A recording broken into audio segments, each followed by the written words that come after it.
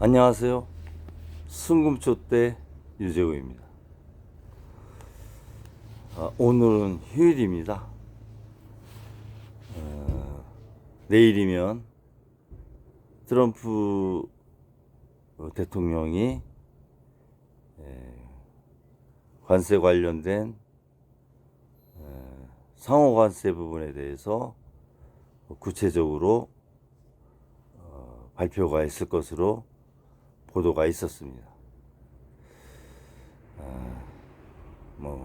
지켜봐야 될 것 같고요. 일주일 동안 국내 경제에서 지표라든가 개별 회사 관련된 부분에 대해서 요약을 간단히 갖는 시간을 갖도록 하겠습니다. 먼저 외환보유고가 46억 달러 감소했습니다. 그래서 4,110억 불이 되어 있는 상황입니다.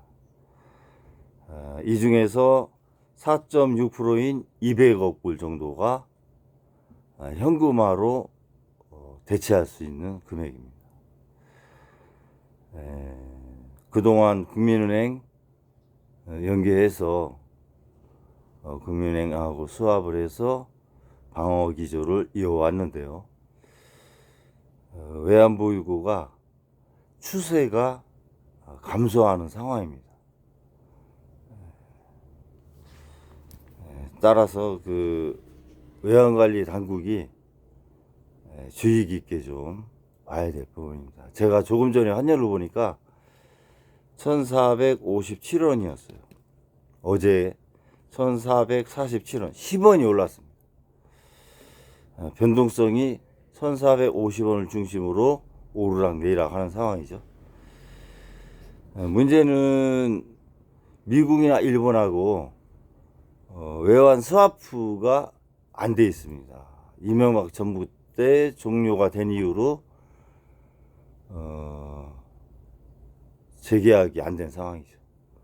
단지 일본하고만 2년 전인가 100억 불 그렇게 돼 있는 상황입니다. 이 통화 수합을 좀 진행해 볼 필요가 있다, 이런 생각이 듭니다. 그리고 피지사에서 국제 신용 등급 관련해서 한국 3등급인 -AA 유지하기로 발표를 했었죠. 다행스러운 일이고요. 단 코멘트를 전국 불안이 장기화되거나 지속될 경우에 경제 상황이나 국제 신인도에 부정적인 영향을 줄 수는 있다라는 코멘트는 있었습니다. 전국 안정이 외신에서도 상당히 중요하게 보고 있는 거죠. 빠른 안정, 그리고 회복력, 이런 것들이 중요한 상황인 거로 보아집니다. 2월 5일 날 LG CNS가 IPO 됐죠. 상장됐는데 LG CNS는 시스템 통합 기업입니다.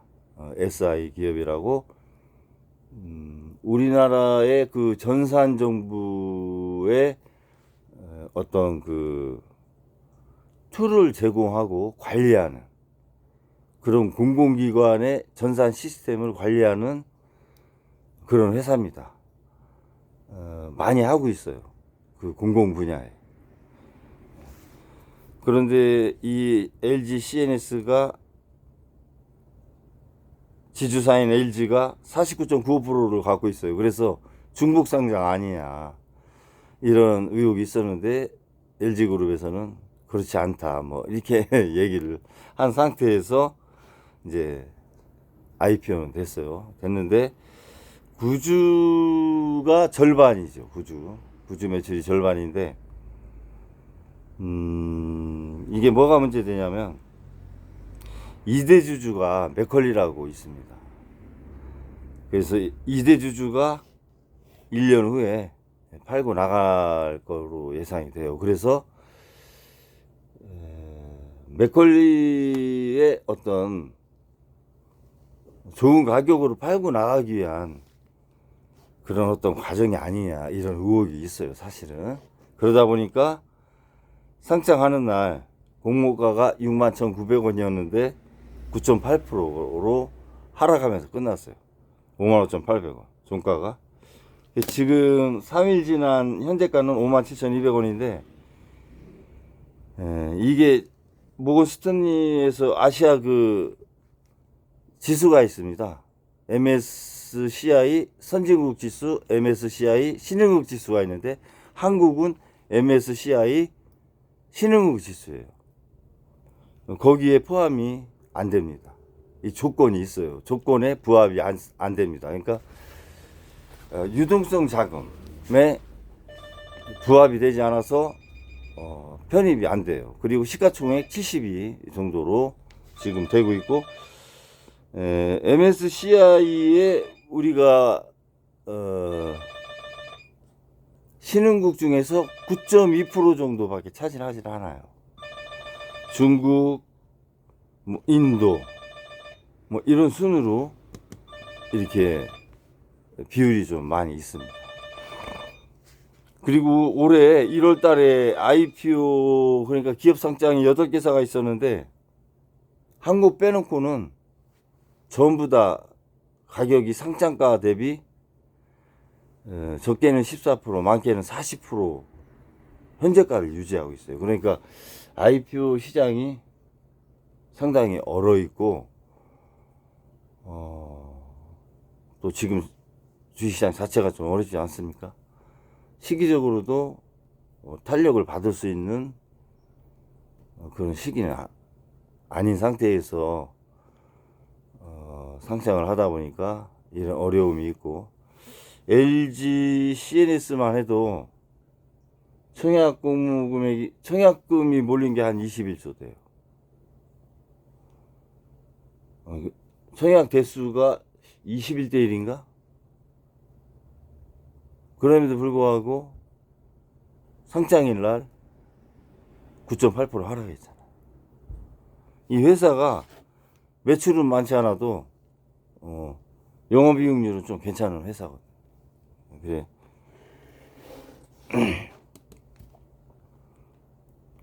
그러니 IPO 시장이 얼마나 어려운 거야. 그런 거 생각하면 한국 증시가 상당히 고전을 하고 있다, 이런 생각을 해야 됩니다. 네이버가 10조 매출 10조 클럽 안에 들어왔죠. 25년 만에 10조 달성한 겁니다. 매출을 1999년에 회사를 오픈해서 2002년에 상장을 했어요. 그리고 2016년에 유니온 기업이 됐습니다. 1조를 매출을 달성했죠. 2018년에 2년 만에 5조 달성하고, 2024년 작년에 6년 만에 10조 클럽이 이제 들은 겁니다. 이 네이버는 회사를 키워나가는데 재무적으로 키워나가지 않고 어떤 회사의 기술력, 그런 바탕으로 키워온 회사예요. 그래서 네이버 같은 경우 최고점이 46만 원인데 최저점은 15만 원까지 내려갔다가 금요일날 22만 5천 원에 끝났는데요. 최고점 대비 50% 정도 가격을 유지를 하는데, 그나마 선방을 하는 겁니다. 전체 종합지수의 가격을 봤을 때는 그나마 선방한 거다. 카카오는 16만 원이 최고점인데 3만 7천 원까지 내려왔다가 44,500원을 유지하고 있어요. 그러면 최고가 대비 4416 25% 20한 7% 유지하는 거죠. 그러니까 최고가 대비 73%가 떨어진 겁니다. 이 카카오는 너무 재무적으로 회사를 파생 상품 만들듯이 키워온 회사이기 때문에 내재 가치가 적은 거예요. 그래서 최근에 구글하고 AI 관련해서 협업을 하더라도 참 오픈 AI하고 이런 재무적으로 회사를 키우면 주가가 시장에서 분명하게 재평가 가는 겁니다. 네이버하고 카카오를 한번 잘 보시면 회사가 어떻게 커가는 것이 주식시장에서 자기 가치를 평가받을 수 있는지, 기업 밸류에이션이 적용이 되는지를 명확하게 볼 수 있는 겁니다. 참고를 하시고요. 다음 달에 대체거래소가 오픈을 합니다. 참고로 알고 계시고, 채권금리가 2.8%, 일본이 1.3%를 넘었죠. 이게 2011년, 그러니까 한 15년 만에 1.3%를 넘은 거예요. 그만큼 채권 변동이 좀 있는 겁니다. 금리가 인상을 하고 있다, 일본이. 그렇게 이제 보시면 될 것 같고, 비트코인은 한 1억 4,900? 그 정도 되는 것 같아요. 근데 김치 프리미엄이 한 1,000만 원 붙어 있어요. 이 부분 상당히 유의를 하셔야 돼요. 환율은 아까 말씀드렸듯이 10원 오른 1,457원이다. 이런 말씀 드립니다. 전반적으로 큰 변동은 아직은 없어요. 국내 시장에서 이렇다 할 변동은 없습니다. MSCI에 현대로뎀이 편입이 될 것이 유력시되고, 금호석유의 화학이라든가 셀트리온 이런 것들은 편출될 것 같아요. 기준에 맞질 않아서. 그러니까 한 개사가 편입되고 7개사가 편출되는 거로 제가 보도를 봤습니다. 참고로 하시면 될 것 같습니다. 전체적인 일주일간의 경제 지수와 개별 기업 간단히 말씀드리는 거로 해서 방송을 마치겠습니다. 감사합니다.